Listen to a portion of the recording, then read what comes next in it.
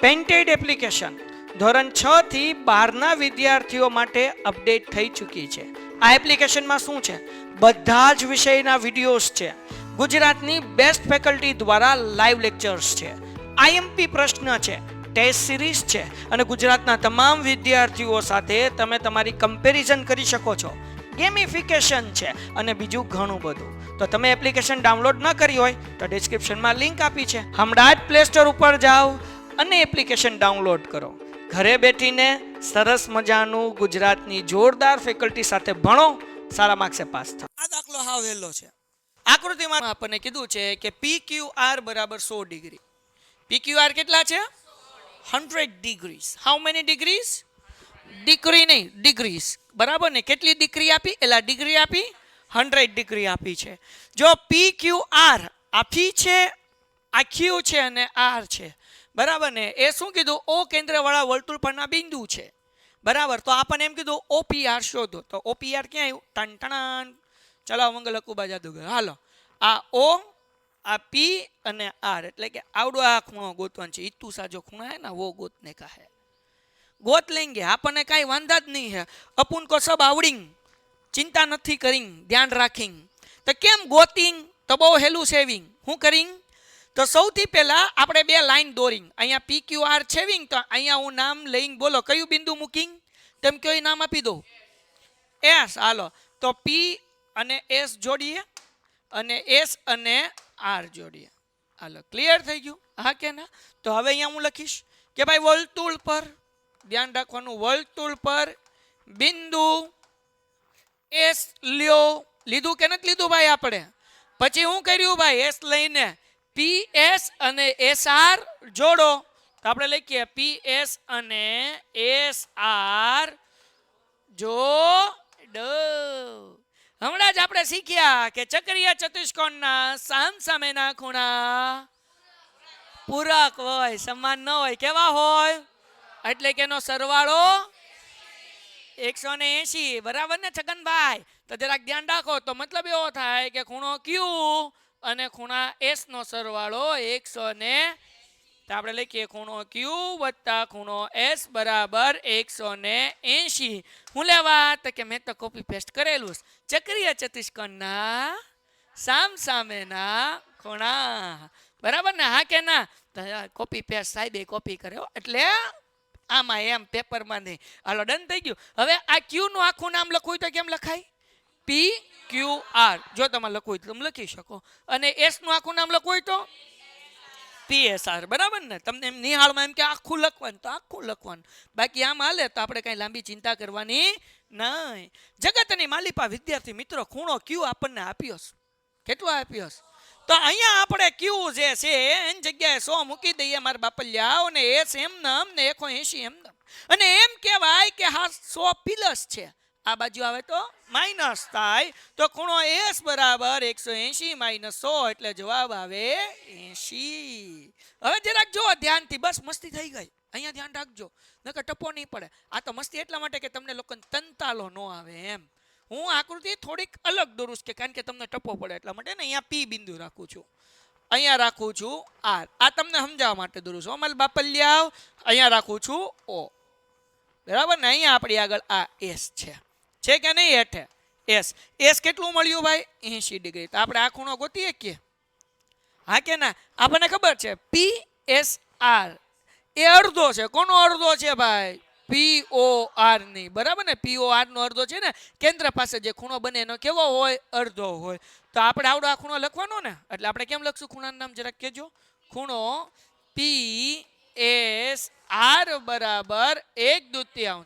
કોનો 1/2? ખૂણો POR. કોઈને કઈ ડાઉટ? આગળ વ્યા જઈએ, જરાક સમજજો ભાઈ. PSR કેટલાનો છે? અહીંયા 80. 1/2 બે ભાગાકારમાં છે. આ બાજુ આવે તો ગુણાકાર. બરાબર POR. હવે 80 ગુણ્યા 2 કેટલા થાય? 160. 160 ડિગ્રી બરાબર POR. એટલે આવડો આ ખૂણો જે મળ્યો એ કેટલાનો મળ્યો? 160 ડિગ્રી. કોઈને કઈ ડાઉટ? બરાબર ને? એટલે 160 કયો મળ્યો? તો કે આવડો આ વચ્ચેનો, આવડો આ મળ્યો. ખ્યાલ આવી ગયો? કેટલો મળ્યો? 160. હાલો આગળ વ્યા જઈએ. કોઈને કઈ ડાઉટ નથી ને? ઓકે. હવે આપણને ઈ તો ગોતવાનો નહોતો ભાઈ, આપણે થોડો આ ખૂણો ઓ ગોતવાનો હતો, આપણે તો આવડા પી વાળા કાકા ગોતવાના હતા. કેમ ગોતીશું? બહુ ઈઝી છે, ધ્યાન રાખો. તમને બધાયને આવડે. તેમ કહો સાહેબ નો આવડે. અરે હમણાં આવડી જાય. બોલ આવડે કે ન આવડે? હું ત્રિકોણ દોરીને સમજાવું, તમને હમણાં આવડી જાય. આવડે હું નહીં, બધું આવડે. જાગોશ બધાય? મેં આ વચ્ચેનો ત્રિકોણ દોરું છું, બરાબર ને? પી ઓ અને આર. આવડો આ જે છે હમણાં ગોત્યો આપણે. કેટલો ગોત્યો? 160. આપણો આ આવડો આ ખૂણો ગોતવાનો છે, બરાબર ને? ઓકે. હવે જરાક ધ્યાનથી આકૃતિને જુઓ, અને તમે ધ્યાનથી જોશો તો તમને ખબર પડશે કે કેન્દ્ર ઓ છે, અને ઓ થી આમ સીધે સીધી લીટી જઈને પી ને મળે. કોને મળે છે બાપા? બોલો કોને મળે?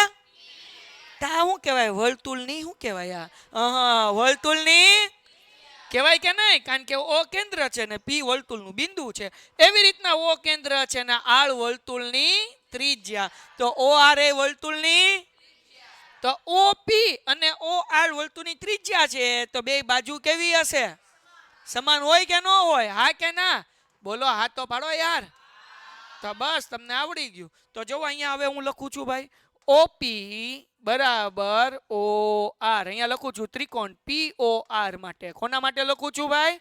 અહીંયા દોરેલું છે પી ઓ આર, બરાબર. અહીંયા કાઉન્સમાં હું લખીશ, શું લેવા? બંને સમાન છે ભાઈ, ત્રિજ્યા. તો તમે 7મા ચેપ્ટરમાં એક નિયમ શીખી ગયા, સમાન બાજુના સામસામેના ખૂણા. મતલબ 7.2 પ્રમેય મતલબ એવો થાય કે અહીંયા મને લખવાનું હતું એક ઓ પી લખવાનું હતું ને એક લખવાનું હતું ઓ આર. ઓ થી પી અને ઓ થી આર વર્તુળની ત્રિજ્યા બે બાજુ સમાન. તો ખૂણો પી બરાબર ખૂણો આર. તમારે પ્રમેય 7.2 લખવું હોય તો એમ લખાય ને કે શું લખાય ભાઈ? સમાન બાજુના સામસામેના ખૂણા. કેવા હોય ભાઈ? સામસામેના ખૂણા. હાલો કોઈને કઈ ડાઉટ છે ભાઈ? સમાન હોય હા કે ના? તો હવે ત્રિકોણમાં આવી જઈએ ભાઈ. તો કે આપણે આ બે બાજુ સમાન તેના બરાબર x ધારી લઈએ. તો આ લખું ધારો કે ખૂણો p બરાબર ખૂણો r બરાબર. હવે તમને ખબર છે ત્રિકોણના ત્રણેય ખૂણાનો સરવાળો. આ ત્રિકોણ છે ને પી ઓ આર. ઝૂમ કરું? ઝૂમ ચલાવો મંગલ લખું જાદુગર એટલે તમને સમજાય, બરાબર ને? હાલ ભાઈ હેઠું આવી ગયા થોડુંક. હા બરાબર. ત્રિકોણના ત્રણેય ખૂણાનો સરવાળો.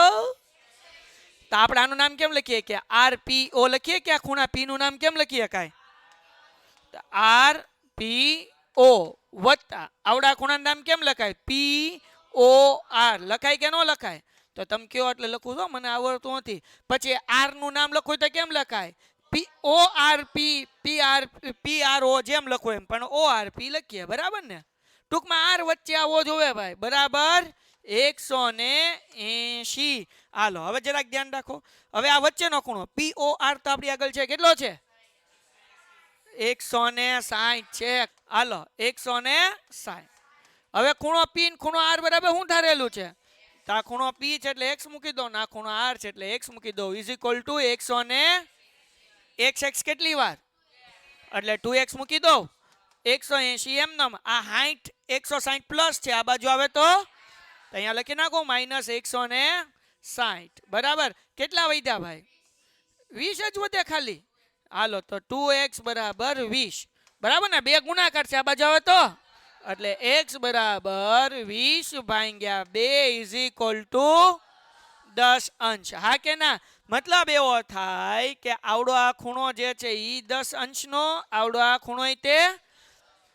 કોઈને કઈ ડાઉટ છે? દાખલો પૂરો થઈ ગયો. આપણને શું કીધું ભાઈ? OPR ગોતો. તો આપણે લખીએ તેથી ભાઈ OPR. હવે આને OPR કયો કે RPO કયો? P વચ્ચે આવો જો એટલે અહીંયા દાખલામાં આપણને OPR કીધું છે એટલે હું અહીંયા OPR જ લખી નાખું એટલે કન્ફ્યુઝન ન થાય. તો OPR બરાબર શું આપ્યું છે આપણને?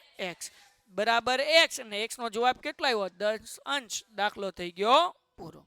કોઈને કઈ ડાઉટ? બહુ ઈઝી છે, બરાબર. 4 માર્ક્સમાં પૂછાય દાખલો. કેટલા માર્ક્સમાં? 4 માર્ક્સમાં. Painted Painless Learning.